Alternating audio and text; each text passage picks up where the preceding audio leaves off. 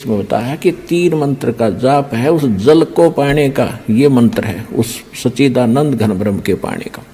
ये सभी मंत्रों की हमने साधना करनी है, तब पूज्य वस्तु सच्चिदानंद घन ब्रह्म यानी पूर्ण परमात्मा प्राप्त होगा। ये है विधि।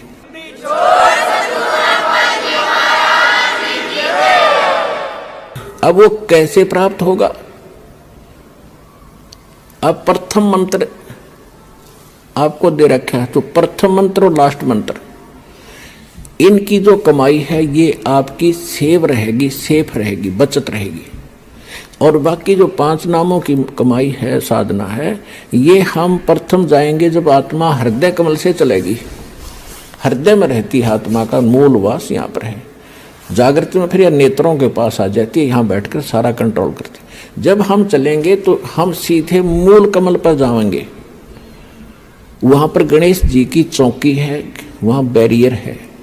तो वहाँ जाकर के हम जब पहुँचेंगे, गुरु साथ होगा, जैसे वकील होता है तो उसके साथ साथ वो सारे काम कागज पूरे करता हुआ, अकाउंट क्लियर कराता हुआ आपका आगे चलता, जैसे सीए होता है, यो समझ लो। तो परमात्मा की आपको वहाँ से लेकर आखिर तक आवश्यकता पड़ेगी। अब वहाँ आप जब जाओगे, परमात्मा पहले ही आपके सारे अकाउंट क्लियर करवा के इनसे और त्रिकुटी में बैठा पाओगे आपको। जब आप यहाँ से चलोगे, संसार छोड़कर मूल कमल में जाओगे, जहाँ गणेश जी का कमल है, तो वहाँ आपके अकाउंट क्लियर, सारे क्लियर पाओगे और आपको तुरंत रास्ता दे दिया जाएगा। चलो जी जाओ, आप कागज पूरे आपके, जाइए। फिर आप आओगे सावित्री ब्रह्मा जी वाले कमल में, जिसको अधिष्ठान चक्र कहते हैं, स्वाद चक्र भी कहा है। इसी तरह वहाँ से आपको क्लीन चिट तार में लगी, आप जाइए। फिर इसमें नाभि कमल में आओगे, विष्णु जी के कमल में। फिर यहाँ से भी आप आगे चलोगे कि आपका अकाउंट क्लियर, जाइए हृदय, फिर कंठ कमल, फिर आप पहुँचोगे त्रिकुटी पर। जब आप त्रिकुटी पर पहुँचोगे, वहाँ परमात्मा मिलेंगे इस दास के रूप में। अब जैसे आप यहाँ गुरु जी के प्रति जैसा व्यवहार, जैसा विचार और जैसी श्रद्धा आपकी है, ये आपकी यहाँ रिहर्सल कराई जाती है कि गुरु मानुष कर जानते ते नर कहिए अंध, ओवे दुखी संसार में आग काल के फंदे। गुरु को मानुष नहीं जाने, गुरु गोविंद कर जानियो, रहियो शब्द समाए, मिले जब दंडवतम बंदगी, नहीं पल पल ध्यान लगावे। गुरु गोविंद दोनों खड़े, काके लागू पाए, बलिहारी गुरु अपना, जिन गोविंद दियो मिलाए। अब परमात्मा ने यह सिद्ध करना, हमारे को एक ट्रेनिंग दे रहे हैं कि जैसा व्यवहार आप इस दास के प्रति कर रहे हो, ऐसा ही भगवान के प्रति माना जाएगा। और जैसा आप दिन में रिहर्सल कर रहे हो, रात में सौपन भी वैसे ही आएंगे। तो संसार छोड़कर जब जाओगे, आपको सौपन सा बनेगा। तो जैसा आपकी आस्था यहाँ वहाँ तो सामने स्पष्ट नजर आओगी, तो वहाँ आपकी परीक्षा होगी। अब जैसे वहाँ गुरु जी के साथ भगवान खड़ा हो, आपने परमात्मा को देखा नहीं, केवल चित्र चित्र देखे हैं उनके, तो वहाँ जाकर आप किसको प्रणाम करोगे? गुरु गोविंद दोनों खड़े, किसके लागू पाए, बलिहारी गुरु अपना, जिन गोविंद दियो लाए। यानी हमने इतना दृढ़ होना है इस मार्ग पर सफल होने के लिए। वो जो दास के रूप में होगा, वो भगवान ही होगा वहाँ पर। अब परमात्मा ये भी देखते हैं कि जैसे 120 वर्ष भगवान रह कर चले गए यहाँ पर, और इस दास के स्थान पर अगर वो आज होते तो आप तो पहचान तो सकते ही नहीं, क्योंकि जब भी ना पहचाना, क्योंकि जो लाहे का काम करें, एक लंगोटी ही बांध, धोती ही बांध के फटे पुराने कपड़ों में घूमे फिरे, सारा काम करें, तो हमने सोचे जनसाधारण आम आदमी है। तो इसलिए परमात्मा वो एक विधान बताएंगे, और इसलिए दास को भेजा के भगवान को पहचानवा दे, आपको पहचान करा दे। और कैसे मिलेगा ये नियम बताओ। तो जैसे उस समय भगवान होते, इस दास के स्थान पर आप जैसा व्यवहार करते, तो भगवान ये सब आपके अकाउंट जमा होता रहता आपका कि इसका कैसा व्यवहार है, कैसा विचार है। तो अब दास ये देख रहा है, दास के प्रति जैसा आपकी भावना, जैसे आपके विचार, आपकी श्रद्धा है, तो आपकी वहाँ बुक में लिखे जा रहे। परमात्मा वाले स्थान के पास आपकी एक अलग से पैड है, आपकी बही है, आपका अकाउंट खुला हुआ है, एक फैक्स वहाँ जाता है।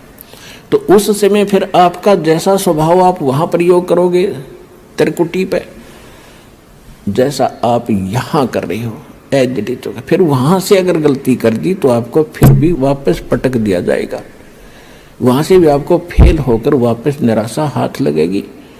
यहाँ अलग बात है कि किया हुआ कर्म यहाँ ऊपर के ब्रह्मांडों में आप देवता बने रहोगे हजारों लाखों युगों तक, और फिर वहाँ आपकी पूरी पूंजी भक्ति नाश करा कर ये वापस पटक देगा धरती पे। तो इससे बचने के लिए जो पहले हम मार खा गए, हमने धोखे खाए, उससे बचने के लिए अब ये फावल पॉइंट बताए जाते हैं। इसमें दृढ़ रहना बच्चों, बार बार यही आपको बताया जाता है। जब आप त्रिकुटी पर पहुंचोगे तो वहां ये नीचे के मंत्र तो हो गए साफ, कंठ कमल तक सारे आपका हिसाब किताब हो गया। आपके साथ वो 2 मंत्र का जाप वो और साथ है। यहाँ कंठ कमल से लेकर त्रिकुटी तक जाने का बहुत लंबा रास्ता है। ये तो एक यहाँ तो मैप है, वहाँ ओरिजिनल चीज़ है। तो वहाँ जाने के बाद जब आप पहुँचोगे तो 2 मंत्र आपके पास होंगे, 3 मंत्र होंगे, उनकी कमाई आपके साथ होगी। ओम तो ब्रह्म का है, और दूसरा जो मंत्र सांकेतिक आपको दिया जाता है सतनाम में, वो अक्षर पुरुष का मंत्र है, सातसंग ब्रह्मांड के स्वामी का। अभी तक हमारे को 10वां द्वार का ही ढोल पीटा गया ऋषि व ऋषियों के द्वारा। और एक जम्मू के अंदर मधु परमहंस को और कबीर पंथी को और कह का पता नहीं इसने, और वो कबीर साहब की किताब अधूरी सी बाणी पढ़ ली, 11वीं खिड़की एकादश, और वो छाती कुट्या करता ने कहा था मेरे जैसा किसी के पास ज्ञान नहीं, इस ब्रह्मांड में जो वस्तु है मेरे पास नहीं, और 11वां द्वार पा गया, 11वां द्वार इससे किसी ने बताया नहीं। कमाल के आदमी है। ये तो कबीर सागर में लिखा है, आपने पढ़ लिया तो कला टूट गया। भक्ति आपके पास नहीं, ज्ञान तुम्हारे पास नहीं, जबकि कबीर साहब ने तो 12वां द्वार बताया है, 11वां नहीं है। 11वां तो अक्षर पुरुष के लोक में जाता है, इसने उसका भी ना पता, वो सुन रखी है 11वां द्वार एकादश खिड़की लगी। अब क्या है, जो ओम नाम के जाप का कमाई है वो वहाँ त्रिकुटी पर अकाउंट करवा दिया जाएगा। धर्मराज के दरबार में जाएंगे, परमात्मा आपके साथ होगा इस दास के रूप में, और उनसे कहेगा भाई इसका हिसाब करो। गीता अध्याय नंबर 18 के श्लोक नंबर 66 में आपका विधान है, क्योंकि वहाँ जैसे वकील बताते हैं जजों के सामने जी ऐसा सा उस धारा में ऐसा लिखा है, ऐसा लिखा है, ये खरा उतरता है, तो जज उसको स्वीकार करता है। तो जाते ही अब जैसे कबीर साहब के एक शब्द है, कर ले गुरु वकील मुकदमा भारी है, भाई कर लो गुरु वकील मुकदमा भारी है। तो गुरु एक वकील का भी काम करेगा आपका। तो वहाँ जाकर के भगवान होंगे इस दास के रूप में, और वहाँ उनको कहेंगे जी आपके विधान में लिखा है गीता अध्याय नंबर 18 के श्लोक नंबर 66 में, सर्वधर्मान परित्यज माम एकम शरणम व्रज अहम तवा सर्व पापे भयमोक्षामि मा शुच। इसका अर्थ इन्होंने गलत कर रखा आज तक के अनुवादकर्ताओं ने। इन्होंने क्या कर दिया, श्री कृष्ण जी कह रहा है कि श्री कृष्ण मान रही थी तो कि तू सब धर्मों की सब पूजाओं को छोड़कर एक मेरी शरण में आ जा, फिर मैं तुझे सब पापों से मुक्त कर दूंगा। गीता अध्याय नंबर 2 के श्लोक नंबर 7 में अर्जुन पहले ही कह रहा है कि मैं आपकी शरण हूँ, आपका दास हूँ, मेरी बुद्धि अब काम नहीं कर रही, मैं युद्ध करूँ कि ना करूँ, मुझे सीधा मार्ग बता दो, आप मेरे गुरु, मैं आपका शिष्य हूँ। अर्जुन तो पहले उसकी शरण में था, ये सट्टे मारे तो कई नकल तो थी नहीं इनमें। गीता अध्याय नंबर 18 के श्लोक नंबर 66 का जो अर्थ है, गीता ज्ञान दाता कहता है अपने आत्माओं दास का उद्देश्य ये केवल राम कथा सुनाना नहीं है, आपको विद्वान बनाना है ताकि आप मार ना खा जाओ, भविष्य में फिर काम ना बिगड़ जाए। और बहुत आसान तरीके से आपको समझाया जा सकता है। 1 बार 2 बार 100 बार बताऊंगा, अपने आप हृदय में समा जाएगी आपके। इस झूठ को हमने लाखों बार सुन लिया तो वह सच्ची होगी, सत्य को भी सैकड़ों बार सुनोगे अपने आप। सत्य तो है ही सत्य, या तो ऐसा जगह बना देगी फिर कोई टस से मस नहीं कर सकता। गीता अध्याय नंबर 18 के श्लोक नंबर 62 में इसने कह दिया, अर्जुन तू सर्वभाव से उस परमेश्वर की शरण में जा, उसकी कृपा से तू परम शांति को, सनातन परम धाम को प्राप्त होगा। अपने विषय में 8वें अध्याय के 5 और 7 में कह दिया कि मेरी शरण में रहना है तो मेरा 8वें अध्याय के 13वां श्लोक में मंत्र बता दिया, ओम नाम का जाप है, इसको कर, युद्ध भी कर, मेरी शरण में रहेगा तो जन्म मृत्यु तेरी भी होगी मेरी भी होगी। अब ये 18वां अध्याय है, लास्ट अध्याय है, लास्ट ये मंत्र चल रहे हैं, अंतिम मंत्र, अंतिम अध्याय गीता अध्याय नंबर 18 के श्लोक नंबर 62 में उसने कहा। अब 63 में वो कहता है कि अर्जुन इब तू सोच विचार कर ले, जो मैंने गुप्त से गुप्त ज्ञान आज तक किसी को नहीं बताया वो तेरे को बता दिया। ये गीता का जो ज्ञान है ये अति रहस्य युक्त था, यो आज मैंने तेरे को बताया था। कभी पहले बताया था सूर्य को, और आज मैं तुझे बता रहा हूँ। सूर्य ये आग का गोला नहीं, एक देव है अलग से, जैसे बिजली महकमे का बिजली का अफसर होते हैं, मंत्री होते हैं ऐसे। तो कहता है ये गुप्त से गुप्त ज्ञान मैंने तुझे बता दिया, अब तूने जैसा अच्छा लगे वैसा कर ले। 18वें अध्याय के 64वें श्लोक में कहा कि एक और गुप्त बता देता हूं कि जिसके विषय में 18वें अध्याय के 62वें श्लोक में मैंने कहा कि उसकी शरण में जा, वो मेरा भी पूज्य देव है, इष्ट देव है। ये तेरे हित में बता रहा। 18वें अध्याय के फिर 65वें श्लोक में कहता है कि अर्जुन यदि तूने मेरी शरण में आना है तो मुझे नमस्कार कर, मेरा भक्त बन, चिंता ना कर, तो मुझे ही प्राप्त होगा। फिर 18वें अध्याय के 66वें श्लोक में फिर कहा है यदि तूने उसकी शरण में जाना है तो सर्व धर्मान परित्यज माम। 18वें अध्याय के 66वें श्लोक में कहा है कि आपने 18वें अध्याय के 62वें में जिसके बारे में मैंने कहा श्लोक में, उसकी शरण में जाना है, सदा जन्म मृत्यु से रहित हो जाना है, कंप्लीट आपने पीस चाहिए, संपूर्ण शांति चाहता है, तो मेरे सतर की 18वें अध्याय के 66वें श्लोक में कहता है सर्व धर्मान परित्यज माम। मेरे सतर की जो पूजाएं हैं, इसके सतर की कौन सी पूजाएं हैं? ये 500 यज्ञ करते हैं, ओम नाम का जाप आज आप श्वास से जो जाप करते हैं, ये उसके सतर की, ब्रह्म के सतर की भक्ति पूजाएं हैं। ये मुझे छोड़ दे, मुझे दे दे। और एकम शरणम व्रज, एकम माने जिसके बराबर दूसरा नहीं है, वो सर्वशक्तिमान। गीता अध्याय नंबर 15 के श्लोक नंबर 17 में जिसके विषय में कहा है, उत्तम पुरुष तु अन्य परमात्मा इति उदाहरते, यह लोक धर्म अविश्य विवर्ती अवैश्वर।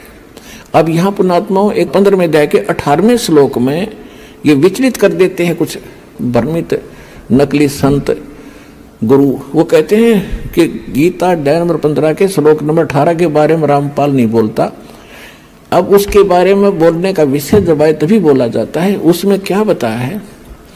गीता अध्याय नंबर 15 के श्लोक नंबर 16 में इन्हें स्पष्ट कर दिया है कि सरपुरुष और अक्षर पुरुष ये दो पुरुष हैं, और ये इन दोनों के अंतर्गत जितने प्राणी हैं वो नाशवान है, और ये स्वयं भी नाशवान है, आत्मा किसी की मरती नहीं।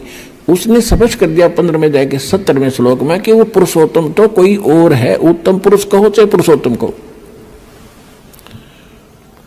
अब 15वें अध्याय के 18वें श्लोक में ये कहा है कि लोक वेद के आधार से, लोक वेद माने दंत कथा सुनी सुनाई, जैसे लोक वेद हम सुना करते, राम कृष्ण ब्रह्मा विष्णु महेश के कोई माता पिता नहीं, अजरो अमर है, सर्वेश्वर हैं, सारे ब्रह्मांडों के रचने वाले हैं, फलानी पूजा कर लो, श्राद्ध निकाल लो, भूत पूजा कर लो। तो ये था लोक वेद दंत कथा जो शास्त्र प्रमाणित नहीं था। तो इसी ऐसे ज्ञान को लोक वेद कहते हैं। कबीर साहब हमें उदाहरण देते हैं कि पीछे लग गया जाऊं था मैं लोक वेद के साथ, रास्ते में सतगुरु मिल गए, दीपक दे दिया हाथ। तो लोक वेद माने दंत कथा के आधार से जो साधना करते हुए हम भटक रहे थे, उसमें कोई सतगुरु मिल गया, उसने सत साधना रूपी और सही नाम ज्ञान रूपी एक दीपक दे दिया, टॉर्च दे दी। उसकी रोशनी में हम गड्ढों में झाड़ जंखाड़ों में नहीं गिरेंगे, सीधा रास्ता पकड़ कर निकल जाएंगे। तो जैसे दास पहले श्री कृष्ण का पुजारी था, श्याम जी का पुजारी था, हनुमान जी का पुजारी था, तो वो था लोक वेद के आधार से। फिर सतगुरु ने दीपक दिया, पूज्य गुरुदेव मिले राम देवानंद जी, तो उसके आधार से दास सीधा चला। तो यहाँ परमात्मा हमें बता रहे हैं कि पीछे लग गया जाऊं था मैं लोक वेद के साथ, और इस भक्ति रूपी सफर में सतगुरु मिल गए, दीपक दे दिया हाथ। तो यहाँ गीता अध्याय नंबर 15 के श्लोक नंबर 18 में गीता ज्ञानदाता कहता है कि मैं लोक वेद के आधार से पुरुषोत्तम प्रसिद्ध हूं, क्योंकि जितने मेरे अंतर्गत प्राणी आवे हैं, इंक्लूडिंग ब्रह्मा विष्णु महेश, इनसे मैं उत्तम हूं, इनसे ताकतवर हूं, इसलिए मैं पुरुषोत्तम नाम से प्रसिद्ध हो गया लोक वेद के आधार से, दंत कथा से। लेकिन उत्तम पुरुषत्व अन्य परमात्मा इति उदाहरत है, यह लोकतरम अविषय विवृत्ति अवैश्वर है। गीता अध्याय नंबर 15 के श्लोक नंबर 17 में स्पष्ट कर रखा हो, तो वो कोई और है। और गीता ज्ञानदाता खुद कहता है उसकी शरण में जाओ, उसकी कृपा से तो परम शांति को, सनातन परम धाम को प्राप्त हो। अब गीता अध्याय नंबर 18 के श्लोक नंबर 66 का जो अर्थ है कि सर्वधर्मान परित्यज्य, मेरे सतर की सब पूजाएं छोड़ दे, मुझे दे दे, तो हम वहां ओम नाम के जाप की कमाई उसको दे देंगे। त्रिकुटी पर इसके लेखाकार धर्मराज के दरबार में जमा करा देंगे, ये वहां से आपको बरी कर देगा। अब आगे लेके चलेंगे परमात्मा आपको। अब 10वां द्वार तो इस एक पिंड और ब्रह्मांड के अंदर रह जाता है, शरीर उसी का एक प्रारूप है। इससे आगे निकलेगा फिर सूक्ष्म रूप से, फिर जाएगा 11वें द्वार पे।